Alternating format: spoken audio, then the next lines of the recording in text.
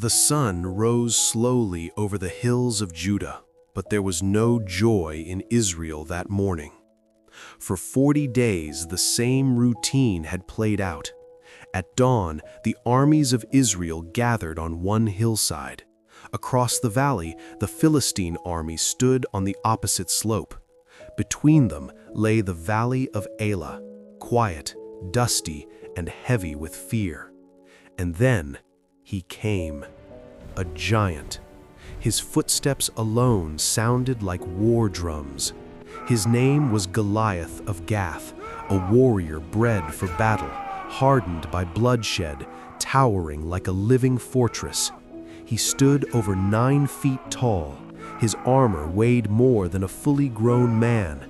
Bronze covered his body, iron guarded his legs, and a massive spear rested in his hand, its shaft like a weaver's beam, its head weighing over 15 pounds of iron.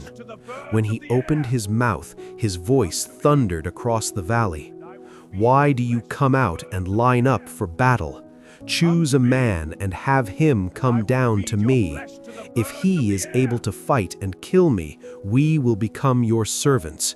But if I defeat him and kill him, you will become our servants and serve us." 1 Samuel 17, 8-9.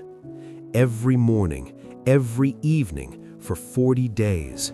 And every time he spoke, fear seized Israel.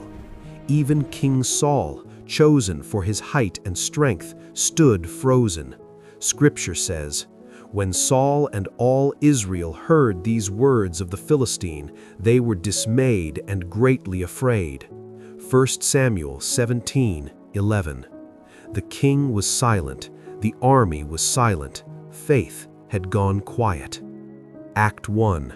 The Forgotten Son. Far away from the battlefield, in the quiet fields of Bethlehem, a shepherd watched over sheep. His name was David. He was the youngest son of Jesse, overlooked, underestimated, and forgotten by many, but not by God. Not long before this moment, the prophet Samuel had come to Jesse's house. God had rejected Saul as king, and Samuel was sent to anoint a new one. Jesse brought out his sons, tall, strong, impressive men. One by one they passed before the prophet, but God spoke clearly. "Do not consider his appearance or his height. The Lord does not look at the things people look at. People look at the outward appearance, but the Lord looks at the heart." 1 Samuel 16, 7. When Jesse finally admitted that one son remained, he said it almost as an afterthought. "There is still the youngest, but he is tending the sheep." 1 Samuel 16, 11.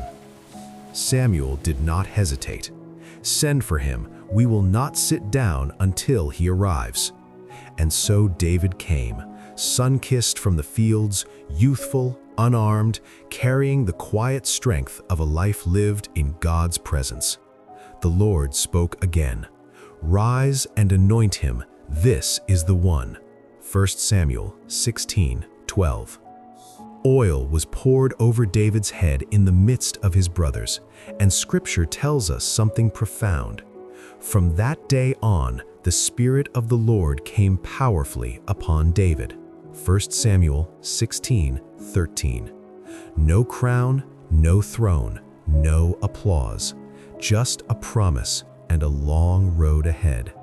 David returned to the sheep. Saul returned to his fear. Act 2. Bread, cheese, and providence. Back at the Valley of Elah, the standoff dragged on. Fear had become routine. Faith had become rare.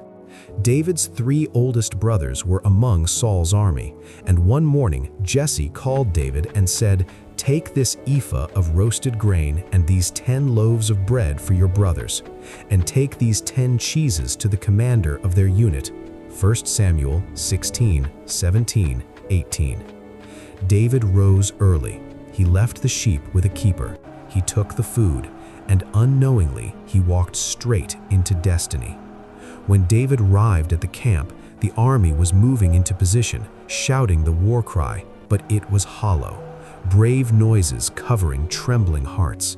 Then the ground shook. Goliath stepped forward again. He mocked, he cursed, he challenged. And something stirred in David. Not fear, not doubt, holy anger. David listened as the giant defied Israel and, more importantly, defied the living God. Who is this uncircumcised Philistine that he should defy the armies of the living God? 1 Samuel 17:26. The soldiers whispered warnings. His brothers burned with jealousy. Eliab snapped at him. "Why have you come down here? With whom did you leave those few sheep in the wilderness?" 1 Samuel 17:28. But David answered calmly, "What have I done now? Is there not a cause?" Faith always sounds like arrogance to the fearful. Act 3. A testimony before the battle. Word reached King Saul. A boy was asking questions no soldier dared to ask. A shepherd was speaking with the confidence of a king. David was summoned. Saul looked at him and saw only weakness. "You are not able to go out against this Philistine and fight him. You are only a young man, and he has been a warrior from the youth." 1 Samuel 17:33.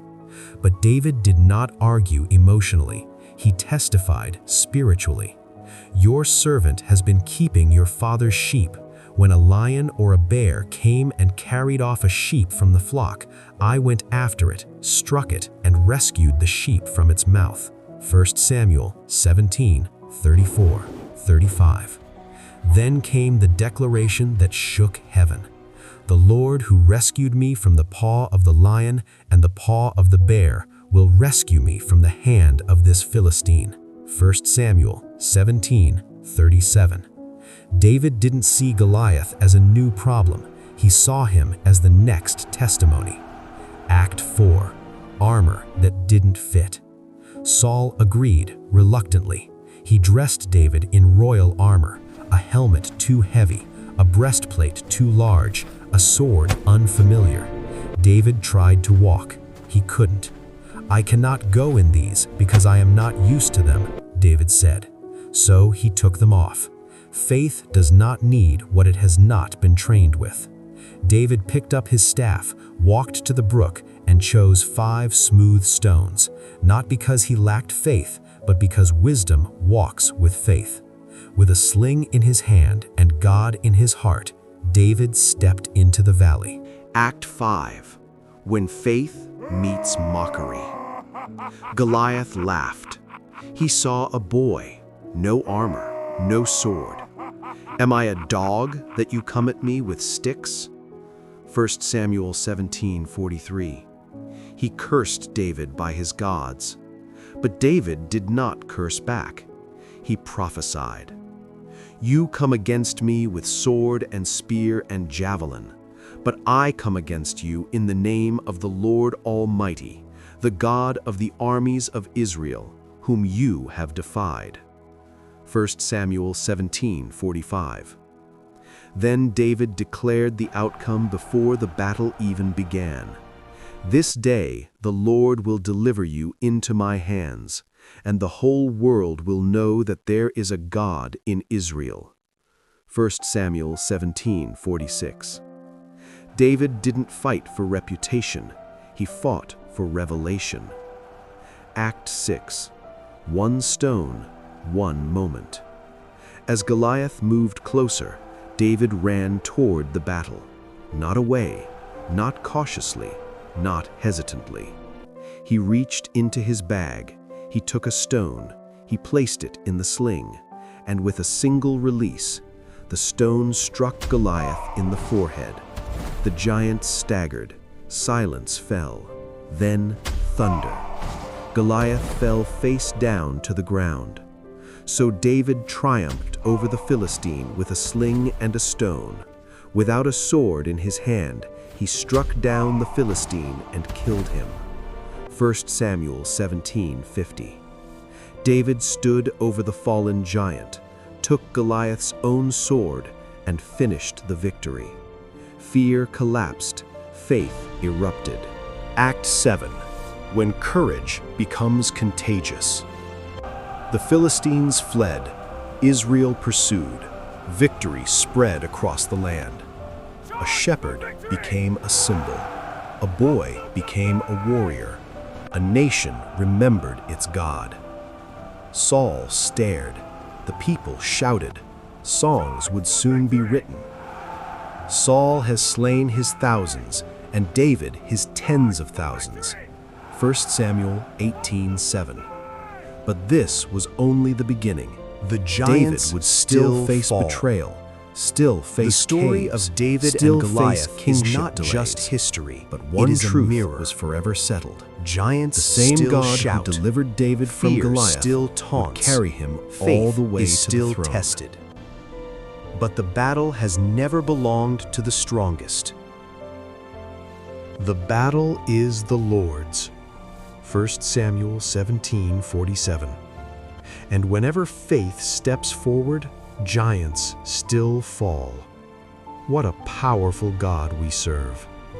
Victory is always assured for those whose strength is the Lord's. For more of these powerful Bible stories, kindly subscribe to this channel. God richly bless you.